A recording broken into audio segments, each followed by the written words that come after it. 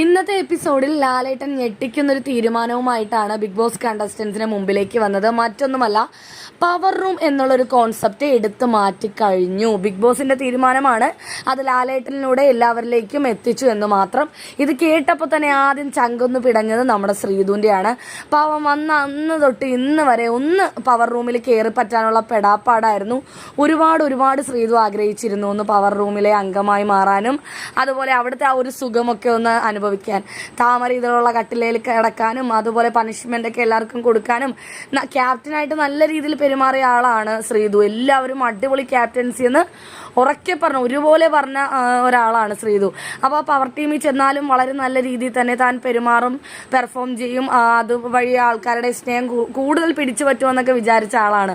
പക്ഷെ പെട്ടെന്ന് വന്ന് ലാലേട്ടൻ ഇങ്ങനെ പറഞ്ഞപ്പോൾ ശരിക്കും ശ്രീധു എന്താ പറയാ, തകർന്നു പോയെന്ന് തന്നെ വേണം പറയാൻ. അപ്പോൾ ഇനിയുള്ള ആഴ്ചകളിൽ പവർ റൂം എന്ന കൺസെപ്റ്റ് ബിഗ് ബോസ് ഹൗസിൽ ഉണ്ടാവുകയില്ല എന്ന കാര്യത്തിൽ വ്യക്തമായി.